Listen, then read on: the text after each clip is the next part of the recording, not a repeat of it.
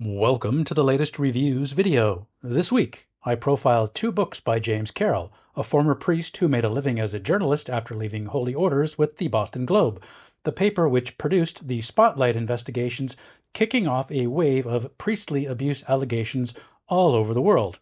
The first book deals with the anti-Semitism at the heart of Christianity, and the second deals with the institutional flaws of the Catholic Church that enabled a culture where child rape could be both rampant and routinely covered up. While the first book, Constantine's Sword, The Church and the Jews, goes into the details of how the cross came to be a symbol of Christianity in the time of Constantine, how it became a symbol of intolerance to Jews, and culminating in one being distastefully erected outside Auschwitz, I will here focus on the honest accounting of anti-Semitism at the heart of Christianity given by Carroll. Carroll notes, in a frank assessment that is rare from Catholic commentators, that the objective record requires an intensely subjective examination of conscience.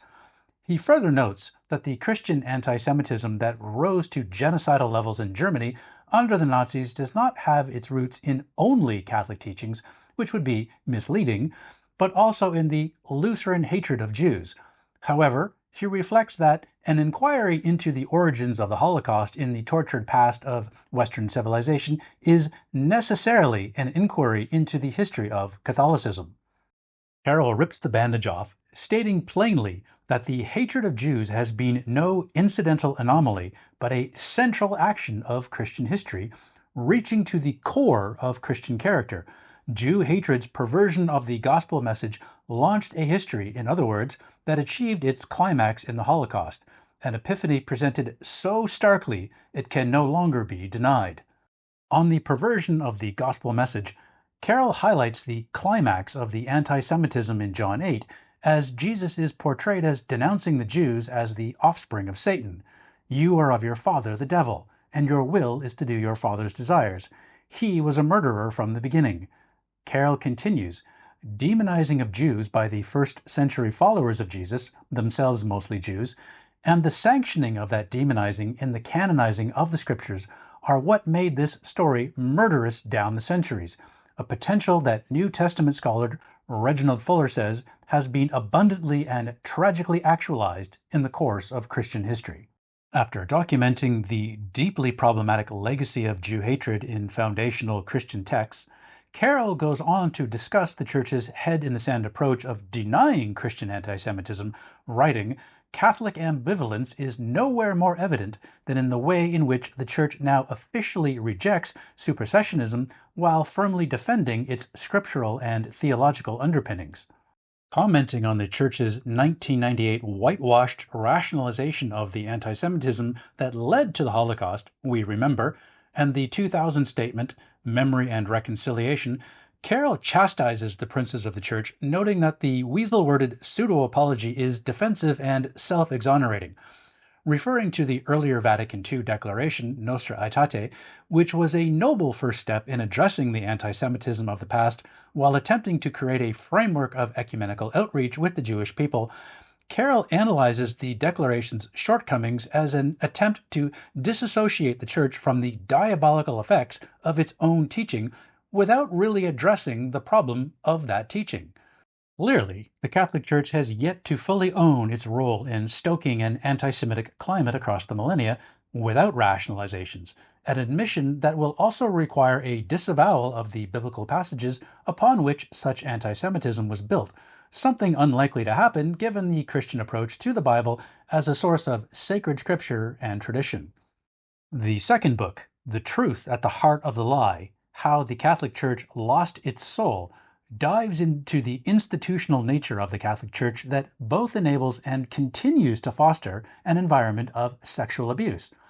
Carroll identifies three themes in the book to address: the church hierarchy's ascent to power and the male-dominated supremacy of the priestly class, known as clericalism, how that clericalism manifested in the sex abuse scandal, and how this corruption of Christianity by the Church is at odds with the original ministry of Jesus and the early Christian communities of believers. Laying the blame for the scale of the sexual abuse problem squarely on the institutional nature, Carroll writes, The nub at the center of the notorious Roman Catholic sexual predation is an idolatry of the priest and of the priestly status that goes by the name of clericalism. It is a malignity marked by a cult of secrecy, a high-flown theological misogyny that demeans all women and fosters an unbridled male supremacy. Carroll identifies the source of clericalism, of putting priests on a pedestal, back to Aquinas, who, in his Summa Theologica, declared that when a young man is ordained into the priesthood, he becomes ontologically changed. Carroll phrases it, he becomes a being set apart from and above everyone else. There are two reasons for this ontological change. First, Carroll points to Augustine's doctrine of original sin, from which Carroll writes, only a priest can offer rescue. Second, 12 years before Aquinas was born, at the Fourth Lateran Council held from 1213 to 15, Pope Innocent III had declared the literal transubstantiation of the communion bread and wine. This declaration put radically new powers into the hands of these ontologically changed men, who were the only ones with these new Pope-given abilities to enact this miraculous physical change in bread and wine.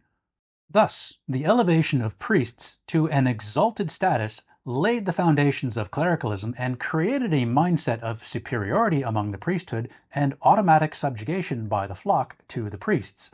A system Carroll describes as a deep-seated theology that undergirds clericalism and its worst abuses. This clericalism has led to the unquestioned obedience of the faithful and a sense that the Church and its priests are above the law, a climate that fostered the widespread cover-ups that continue to be exposed around the world. Carroll goes on to discuss the marginalization of women, relegating nuns to the status of assistants only and denying them roles as priests. He notes that equality for women as office holders in the Church has been resisted precisely because it could bring with it a broad transformation of the entire Catholic ethos, especially as it applies to sex. Such a recasting of Catholic sexual obsessions would bring other transformations too. No to the automatic association of sexuality with sin, no to male dominance, no, ultimately, to the sovereign authority of clerics. Clearly, then, the male hierarchy has a vested interest in maintaining the status quo, a point which Carroll notes was key to undermining the reforms envisioned by Pope John at Vatican II. Carroll is pessimistic of any reforming changes coming top-down, noting, the sweep of the hierarchy's betrayals, in scope and depth, is staggeringly new, and to gauge the likelihood of that hierarchy's facing the truth of what it has done and what it has become, consider this.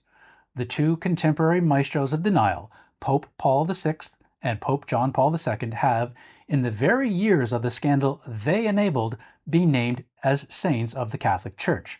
Carroll continues, pointing out that prior to becoming Pope Benedict, Cardinal Ratzinger, as prefect of the, let's just use its original name, the Inquisition, forbade bishops in 2001 ever to refer to cases of predacious priests to civil authorities, binding them under what he called the pontifical secret. Reform, rather than coming from the hierarchy, Carroll speculates it must be a grassroots movement of the Catholic laity, writing, the Church, I foresee, will be governed by lay people, although the verb govern may apply less than serve. There will be leaders who gather communities in worship, and because the tradition is rich, striking chords deep in human history, such sacramental enablers may well be known as priests. They will include women and married men. They will be ontologically equal to everyone else. They will not owe fealty to a feudal superior. Will Carroll's vision come to fruition? Only time will tell. But the old saying applies, something's gotta give.